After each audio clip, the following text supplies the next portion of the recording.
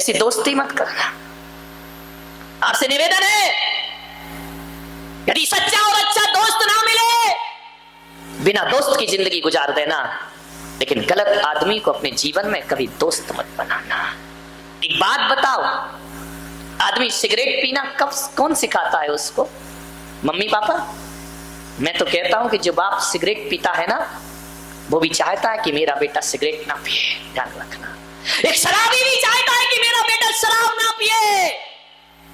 एक नशा करने वाला भी यही चाहता है कि मेरा बेटा नशा नहीं करना चाहिए। यदि नशा अच्छी चीज होती तो एक शराबी अपने बेटे को शराबी बनाना क्यों नहीं चाहता है? उसको सिगरेट पिलाना क्यों नहीं चाहता है? सोचना है। ये बुरी चीजें, शराब बहुत खराब है मेरे भाई, ध्यान रखना। कौन सिखाता है ये शराब पीना? कौन सिखाता है ये सिगरेट हाथों में रखना? दोस्त सिखाते हैं, ध्यान रखना। न पत्नी से अवगुण आता है, न माँ बाप से आता है, न रिश्तेदारों से। ये बुराइयां आती है दोस्तों से, ध्यान रखिए। मैं आपसे निवेदन करता हूं, ऐसी संगति से दूर रहिए, क्योंकि जैसी संगति होती है वैसी आदमी की मति हुआ करती है, और जैसे दोस्त होते हैं वैसे ही उसका जीवन हुआ करता है। मैंने आपसे एक दिन और कहा था ना कि किसी आदमी के चरित्र को पहचानना है तो उसकी खानदान कभी मत देखना। किसी आदमी के चरित्र को पहचानना है, उसकी डिग्री मत देखना। किसी आदमी के चरित्र का परिचय लेना है, उसके रिश्तेदार मत देखना, उसका मकान मत देखना, उसकी दुकान मत देखना। आदमी का असली चरित्र यदि पता करना है तो उसके दोस्त देखना और उसके यार देखना, क्योंकि आदमी जैसा होगा वैसे ही दोस्तों की संगति पसंद करेगा। ध्यान रखिए मान्यवर, यदि आप अच्छे हैं, गलत दोस्तों की संगति आप पसंद नहीं कर सकते हैं। ध्यान रखिए, संगति पर विशेष ध्यान देना। ये दोस्त माल में तो साथ देते हैं, लेकिन मार में कोई भी साथ देने वाला नहीं है। उस आदमी से जो जेल का कैदी था, मैंने कहा देख, जब इन दोस्तों ने तुझे शराब पिलाई, जब तू गलत काम करता था, चार चार दोस्त तेरे आगे पीछे रहते थे, और जब तू पकड़ा गया तो आज सलाखों के भीतर अकेला आकर के बैठा हुआ है। कोई भी दोस्त तेरे साथ आने वाला नहीं। दोस्तों से सावधान, संगति से सावधान। किसके साथ उठ रहे हो, बैठ रहे हो, ध्यान रखिए, पूरा जीवन बर्बाद हो जाएगा। कोई दोस्त ना मिले ना तो भगवान को अपना दोस्त बना लेना, जिंदगी संवर जाएगी तुम्हारी। ध्यान रखना। जाम पर जाम पीने से क्या फायदा, रात चढ़ेगी सुबह उतर जाएगी। प्रभु नाम का प्याला पी, तेरी जिंदगी संवर जाएगी। ध्यान रखिए, विचार करना है आपको, दोस्तों से बचो।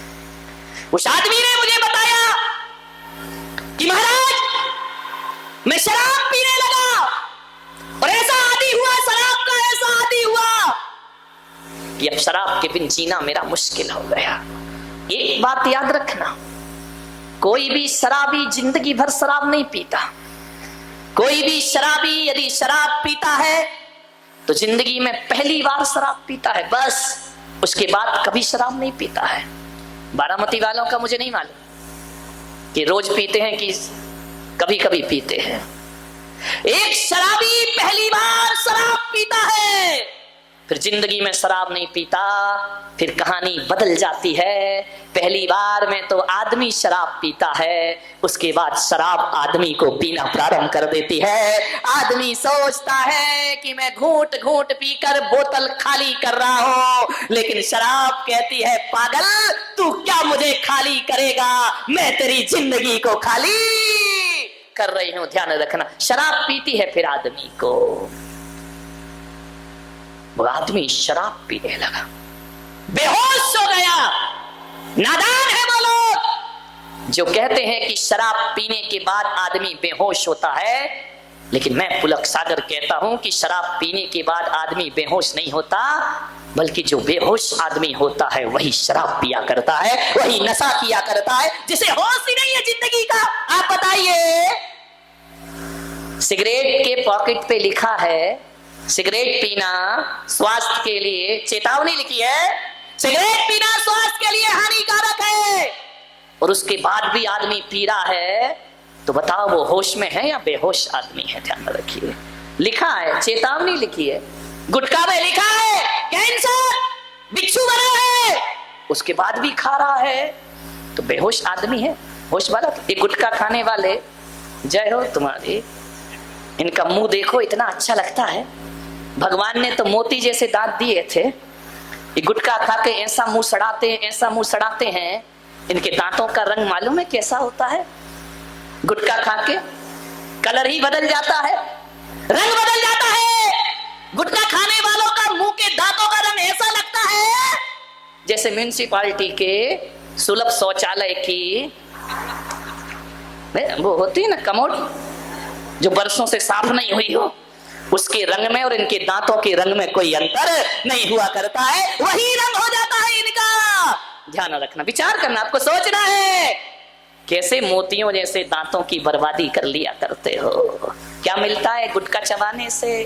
भेड़ बकरियों की तरह आदमी रोटी खाता है, पेट भर जाता है, लेकिन बकरी खाती है, फिर पत्ते चबाती है, पत्ते चबाती है। ये तम्बाकू क्या पत्ता ही तो है ना, उसे ही चबाते रहते हो। गलती से इंसान बन गए, बनना तो तुम्हें कुछ और था। ध्यान रखिए, मान्यवर सोचिए, गुटखा खा रहे। पहले लोग मेरे दर्शन को आते थे, शिखर जी जाते थे, सड़कों पे चावल पड़े मिलते थे, अक्षत पड़े मिलते थे, चंदन पड़ा मिलता था, केसर पड़ा मिलता था। अब जाओ तो क्या पड़ा मिलता है? बोलो, ऊंचे लोग ऊंची पसंद माणिक चंद, ऊंचे लोग ऊंची पसंद मूर्ख चंद। ध्यान रखिए, विचार करिए। गुटखा खा रहे हैं, गाल जला रहे हैं, बीड़ी पी रहे हैं, वाह बीड़ी मौत की सीढ़ी। ध्यान रखा, गुटखा खाओ गाल जलाओ, जल्दी जाने की तैयारी है ना, अरे इज्जत की मौत मरो मेरे भाई। ध्यान रखना, ये सुरा सुंदरी के शौकीन जीवन के अंत में कुत्ते की मौत मरा करते हैं। ध्यान रखिए, और मैं आज जो प्रवचन कर रहा हूं, मैं नहीं चाहता कि कोई समाज का व्यक्ति कुत्ते की मौत मरे। मरना है तो अरिहंतों की मौत मरो और संतों की मौत मरना तो है ही जिंदगी में। ये डॉक्टर साहब बैठे हमारे अध्यक्ष जिन शरणम तीर्थ के, सिगरेट पीते थे, एक हटी नहीं कि दूसरी आ गई। बता, एक हटी नहीं दूसरी आई, दूसरी हटी नहीं तीसरी आई। बिना सिगरेट के काम नहीं, अगरबत्ती का ठिकाना नहीं, यही अगरबत्ती चढ़ती थी। अब सिगरेट क्या है, बीड़ी क्या है? एक बात आप बताइए, सिगरेट में एक तरफ तो आग जलती रहती है, दूसरी तरफ फिल्टर लगा होता है ना। अब एक बात बताओ, उस सिगरेट को आदमी मुंह में लगाता है। मैंने कहा यार ये क्या जिंदगी है कि आदमी जलती हुई सिगरेट मुंह में लगाता है। मुंह में लगाने का मतलब है मुखाग्नि है।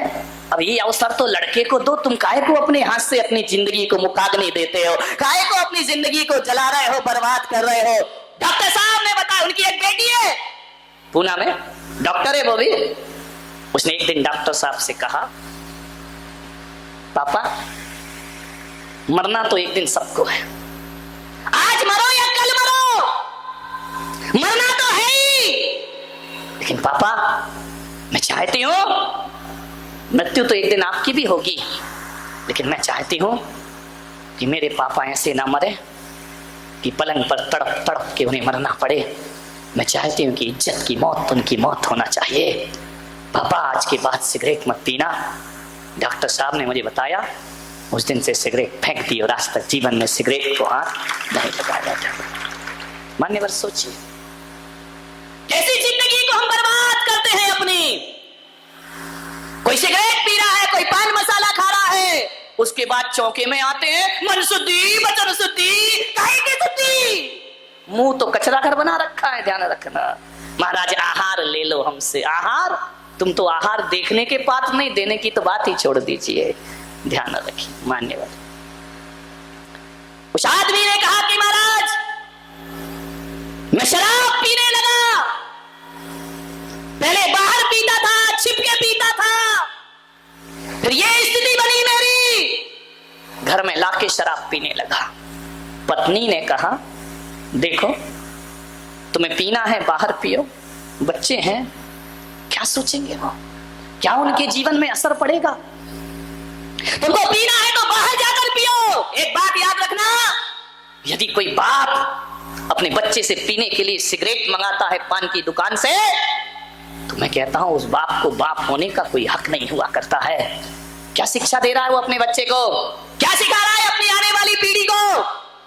आज बच्चा तुम्हारे लिए सिगरेट लेने जा रहा है, कल बच्चा खुद के लिए सिगरेट लेने जाएगा। मैं तो आपसे इतना निवेदन करता हूं, यदि बाप बनने की औकात ना हो तो आदमी को शादी नहीं करना चाहिए। ध्यान रखना, विवाह करने के बाद किसी का जीवन उजाड़ना, बच्चों का भविष्य बिगाड़ना, ये जिंदगी है आदमी की। मान्यवर ध्यान रखिए। उस आदमी ने मुझे बताया कि महाराज मैं घर में शराब लाने लगा, पत्नी ने बहुत रोका कि ये मत करो तुम, लेकिन मैं नहीं माना। मेरा अहंकार, अबला नारी क्या करेगी बेचारी की, टप टप आंसू बहा सकती है, दीवार की तरफ मुंह करके रो सकती है। मैं आपसे निवेदन कर रहा हूं कि जिसका पति शराब पीता है ना, वो औरत सुहागिन होकर भी विधवा की जिंदगी जिया करती है। ध्यान रखना, उसकी आंखों से आंसू नहीं, खून के आंसू बहा। क्या चाहती है एक औरत कि मेरा पति इज्जत की जिंदगी जिए, हरे अच्छा खिलाए पिलाए ना करे, गरीबी के दिन आ जाए, लेकिन शराबी पति नहीं होना चाहिए। हमारा ध्यान रखना। मान्यवर, उस आदमी ने कहा मेरी पत्नी ने बहुत विरोध किया। एक दिन पत्नी ने कहा कि मैं चली तुम्हारा घर छोड़कर। बोले मैं नशे में था। मैंने कहा इसी वक्त निकल जाए यहां से। उसने बच्चे उठाए, अटैची उठाई, घर छोड़कर चली गई थी। और जैसे ही घर गई मैंने कहा कि चलो रास्ते का कांटा अलग हुआ। महाराज मेरी अय्याशी इतनी बढ़ी कि मेरे यार दोस्त अब घर में आकर शराब पीने लगे, बोतलें खुलने लगी घर में, और हम चारों पांचों दोस्त मिलकर शराब पी रहे थे। दरवाजा बंद करके कि जोर से दस्तक आई, आवाज आई, दरवाजे को किसी ने खटखट किया। मैंने कहा कौन है?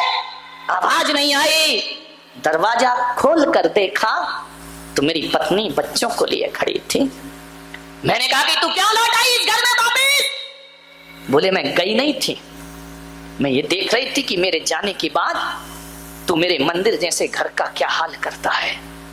जैसे ही पत्नी अंदर आई और उसने देखा कि टेबल पर बोतलें हैं, जाम रखे हुए हैं, उसने उन मेरे दोस्तों का अपमान किया कि तुमको शर्म नहीं आती है, किसी का घर जाकर उजाड़ते हो, मेरे घर को शराब खाना, निकल जाओ मेरे घर से बाहर। खबरदार जो आज के बाद इस घर की तरफ मुंह भी किया। मेरे दोस्त सिर झुकाकर निकल गए। मुझे इतना गुस्सा आया कि तूने मेरे दोस्तों का अपमान किया, उनके सामने बेइज्जती कर दी। मैंने पत्नी को एक चाटा मारा। पत्नी ने कहा तुम कुछ भी कर लो, मैं इस मंदिर जैसे घर में अपवित्र चीज नहीं आने दूंगी, चाहे कुछ भी कर लो। बहस इतनी बड़ी कि मैं नशे में था, मैं कुछ ना कर सका। एक लोहे की राड रखी थी, वह राड ली और मैंने पत्नी के माथे पर मार दी। जैसे ही मारी खून का फव्वारा छूट गया, पत्नी चीख उठी, तड़प गई, तड़प तड़प के उसका वहीं प्राण अंत हो गए, वह मृत्यु को प्राप्त हो गए। बच्चे मुझे देख रहे हैं, पापा तुमने मेरी माँ को मार डाला, इस शराब ने इस घर में आग लगा दी, पुलिस आ गई, मुझे हिरासत में ले लिया गया, साल की सजा हुई मुझे। महाराज मैं अपनी पत्नी का हत्यारा हूं। मैंने कहा हत्या की सजा प्राप्त कर ली तुमने, बच्चे मिलने आते हैं। बोले एक बार मैंने बच्चों को खबर भेजी कि मेरे बच्चों मुझसे गलती हुई, मुझसे मिलने आओ। बच्चों ने जवाब भेजा कि जब माँ चली गई और तुम जेल में हो तो हम तो यतीम का जीवन जी रहे हैं, हम तो अनाथों का जीवन जी रहे हैं, और जब हमें पालने की औकात नहीं थी तो जन्म देने का हक किसने दिया था तुम्हें? आज तुमने हमारी जिंदगी दर-दर में कर दी है। दोनों बच्चे मेरे छोटे छोटे 14 साल पहले। महाराज उन बच्चों ने हमें संदेश भेजा कि जब हमें तुम्हारी जरूरत थी तब तो तुम जेल में जिंदगी गुजार रहे थे, जब हमें माँ की जरूरत थी तुमने हमसे माँ छीन ली। जाओ उनसे कहना हम ऐसे बाप की औलाद कहलाना नहीं चाहते जो हमारी माँ का हत्यारा हो और शराब पीता हो। जाओ, हमने खबर भेजी मिलने आओ, तो बच्चों ने कहा हम ऐसे बाप को बाप का दर्जा नहीं देते हैं। हमने अपनी जिंदगी बना ली और ऐसे बाप को हम बाप कहने को तैयार नहीं हैं। हम बिना बाप की जिंदगी गुजार लेंगे, लेकिन तुम्हारे लिए हमारे घर में कोई स्थान नहीं है। ध्यान रखिए, औलाद देखना नहीं चाहती ऐसे बाप को। कौन देखना चाहेगी? जो उनकी माँ का हत्यारा बना हुआ हो। कोई जगह नहीं हमारी जिंदगी में। और जब हमसे कोई लिखवाता है, हम पढ़े लिखे, जब पूछा गया पिता का नाम क्या है, तो पिता का नाम बताने में हमें शर्म आती है। अनाथ कहलाने में हमें गर्व महसूस हुआ करता है कि हमारा कोई नहीं है। ध्यान रखिए महाराज, अब इस उम्र में मैं कहां जाऊंगा? बाहर निकलकर 14 साल में तो मैं सब कुछ भूल गया। मेरी गुजारिश है, आप मुझे इसी जेल में पड़ा रहने दीजिए। मान्यवर, एक शराब, एक नशा जिंदगी के क्या हाल करता है, आपको सोचना है। क्यों पीता है आदमी शराब? एक आदमी से मैंने शराबी से पूछा कि तू शराब क्यों पीता है? फिल्मी अंदाज में आ गया, बोले मुझे पीने का शौक नहीं, पीता हूं गम भुलाने को। मैंने कहा बेवकूफ, इस शराब पी के गम भूल जाता है तू? बोले जब तक नशा है तब तक तो भूल जाता हूं। मैंने कहा पागल, शराब पी के जब तक नशा है तब तक भूल जाता है। अरे माना कि पीने से तो थोड़ी देर के लिए नशे में सब भूल जाता है गम को, लेकिन तेरा पूरा परिवार जिंदगी भर के लिए गम में डूब करके मर जाया करता है। क्षणिक सुख के लिए पूरे परिवार को गम की जिंदगी देना, बोलिए आप सोचिए, थोड़ी देर को तुम गम मुक्त हो जाओगे, पूरा परिवार गम में डूब करके मर जाया करता है। क्या शराब शब्द 3 अक्षर से बना है, श रा ब। तीनों को जानते हैं? शा का अर्थ होता है जो सड़ाती है, रा का अर्थ होता है जो रुलाती है, बा का अर्थ होता है जो बर्बाद करके जाती है।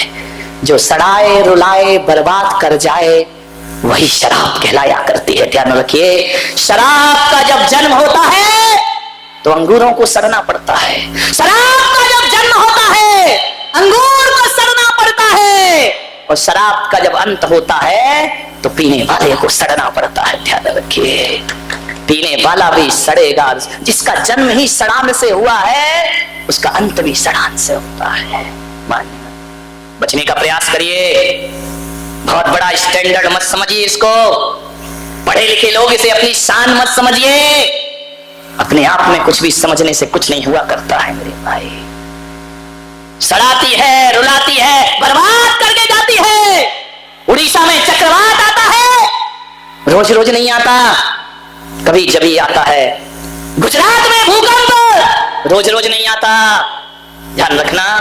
और राजस्थान में सूखा रोज रोज नहीं पड़ता, लेकिन बोतल का तूफान तो रोज रोज हमारे घरों में आया करता है। ध्यान रखिए, उड़ीसा का तूफान तो खुलेआम आता है और बर्बाद करके चला जाता है, लेकिन बोतल का तूफान तो वो तूफान है जो बोतल में बंद होके आता है और सड़कों पे खुला छोड़ के चला जाता है। और ऐसा जहर है ये, एक पीता है, घर में एक पीता है, सजा पूरे परिवार को मिलती है। ध्यान रखिए, पूरे परिवार पे नशा चढ़ता है, इसका असर सब पे होता है। पीने वालों की इज्जत खराब होती है। मान्य